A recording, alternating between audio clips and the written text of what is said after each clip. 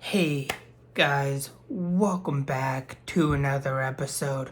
So, I just finished watching The Karate Kid 2. And yes, I'm kind of preparing myself for season 6 of of Cobra Kai, because this is the last season for Cobra Kai, and it is fitting enough that it is the last season for Cobra Kai, because all the storylines and everything that we have seen within the past 4 or 5 movies are getting resolved, and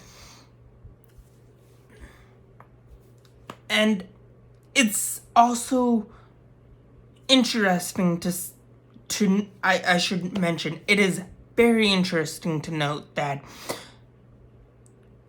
line that Daniel LaRusso has said in Cobra Kai season 1. It's been a while since Miyagi-Do has had more than one student. That is very telling. That moment in that one in season 1, I believe, where he's like, it's been a while since Miyagi-Do has had more than one student, just does not just imply him. It also implies part 5 with Jaden Smith's character, which I would touch upon that movie when I get there. It implies Julie from the next Karate Kid. It implies himself. It implies Julie's parents. It implies Julie's grandfather. It implies Chosen. It also implies Chosen's uncle, Mr. Miyagi, and how many other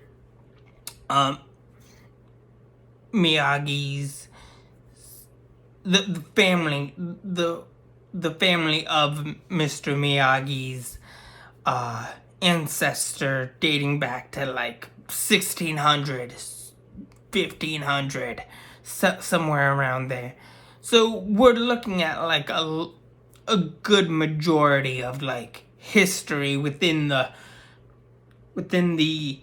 Miyagi karate dojo clan family, whatever you want to call it.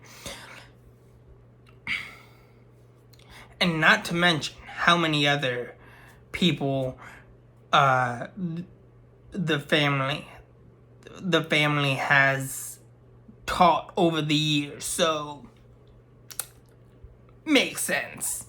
And it is heavily implied. And it is a nice Easter egg to the whole franchise as a whole. And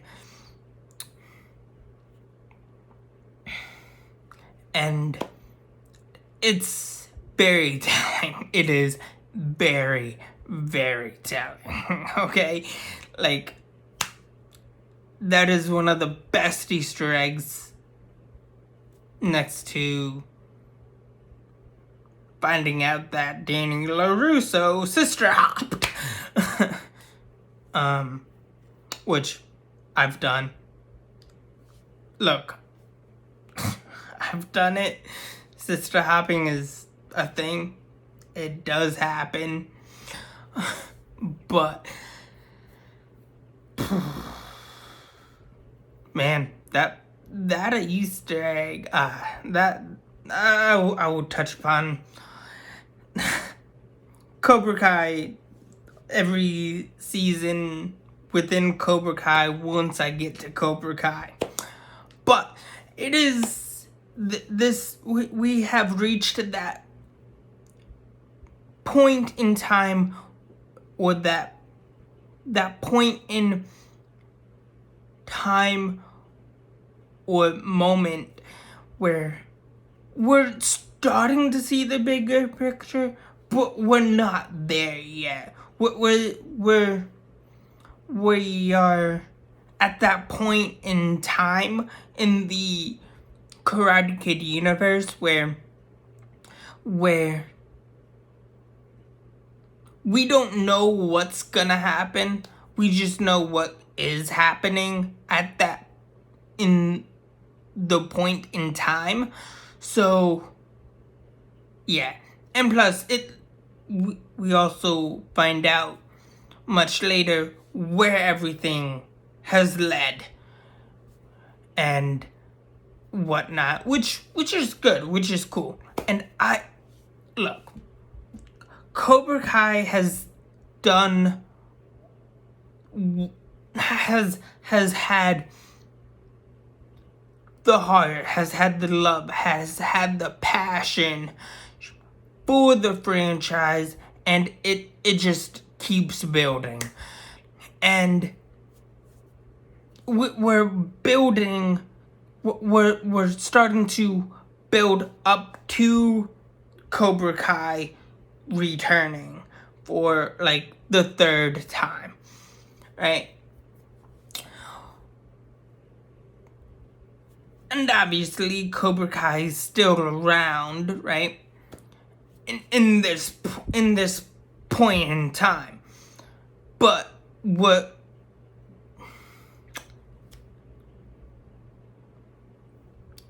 we're starting to dive deeper into the character arc of Daniel LaRusso. And it's going to benefit much later on. And we're going to see a different perspective much later on with Cobra Kai. We're going to dive deeper into the history, the mythology, the lore of the Karate Kid and whatnot. But that one moment in Cobra Kai where he's like, it's been a while since Miyagi-Do has had more than one student, is very crucial because of what that implies and who that implies. That implies every person that the Miyagi's has been friends with or has known and has taught.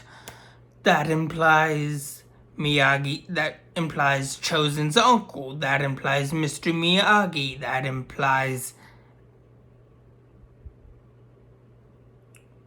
Chosen, that implies Daniel LaRusso, because they are essentially a part of the same dojo, Miyagi-Do.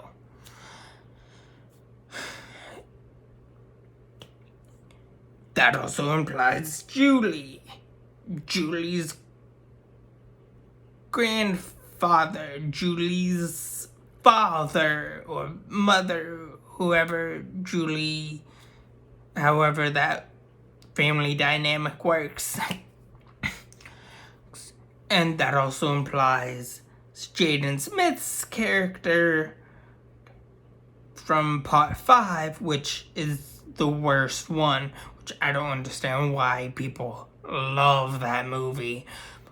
Jaden Smith's character is just god-awful. He just whines throughout the whole entire movie. But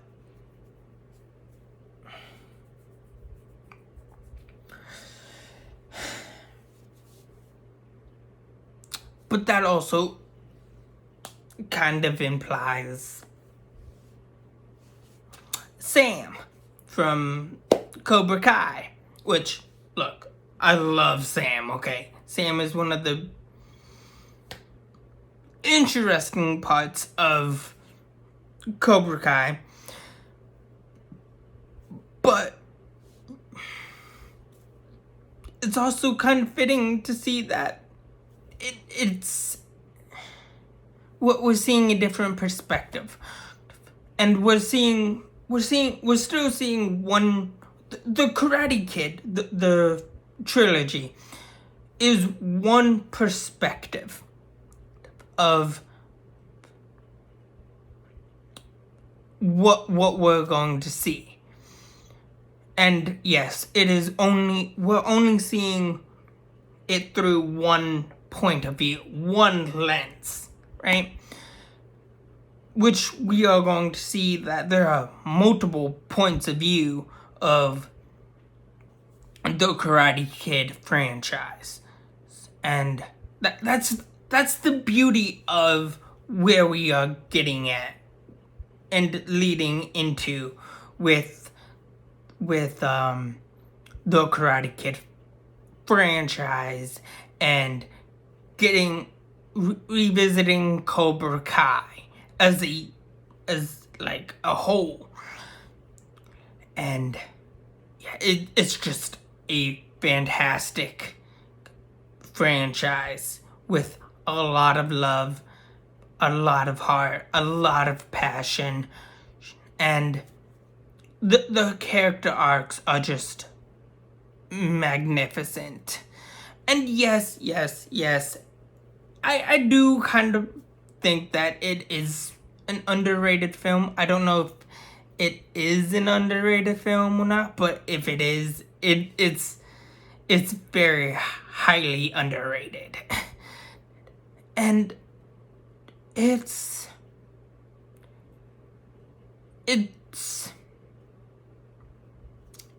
peak 80s. It's very 80s. And that's the beauty of it. Even though it is very 80s, you still appreciate the 80s-ness of it. You appreciate the love that they had and what they were going for within the storyline and plot. And it also makes the events of Chosen's return in Cobra Kai a lot satisfying in a way that we really haven't understood. And we're not. But anyways, that's all I have for you guys so far for right now. Please like, share, subscribe, and have a good day. Thanks. Bye.